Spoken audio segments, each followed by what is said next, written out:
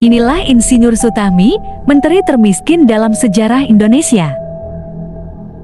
Profesor Dr. Insinyur Sutami, atau yang lebih dikenal dengan Insinyur Sutami, adalah seorang insinyur sipil yang pernah menjabat sebagai Menteri Pekerjaan Umum Indonesia.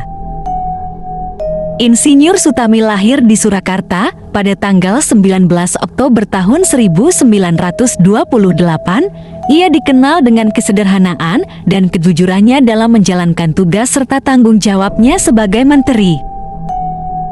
Kurang lebih 14 tahun Insinyur Sutami menjabat sebagai Menteri Pekerjaan Umum dan Penataan Ruangan. Uniknya, ia tidak diusung oleh partai manapun untuk menjadi menteri, tapi ia menjabat karena memang ia betul-betul menguasai bidangnya sendiri. Meskipun cukup lama ia menjabat sebagai menteri, namun kehidupannya sangat jauh dari kemewahan. Semua pejabat pada zamannya mengenal sosok Insinyur Sutami sebagai orang yang jujur dan sederhana. Karena kesederhanaannya itu, sehingga ia sempat dijuluki sebagai menteri termiskin di Indonesia.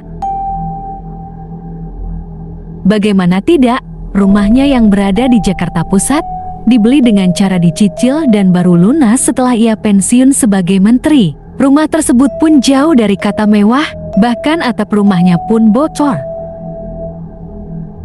Berstatus sebagai menteri tidak menjamin perekonomian yang mapan bagi Insinyur Sutami. Layaknya seperti warga biasa, ia pernah telat membayar listrik, sehingga PLN harus memutuskan aliran listrik di rumahnya yang ada di Solo.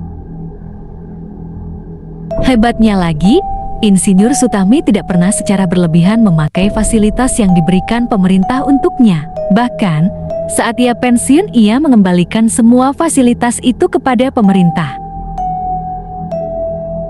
Soal kinerjanya tidak perlu diragukan lagi, karena tanpa kenal lelah ia bisa berjalan kaki puluhan kilometer untuk dapat menjangkau tempat-tempat terpencil dalam wilayah kerjanya. Ia lebih suka turun dan melihat langsung pembangunan suatu daerah dan mencari tahu permasalahannya.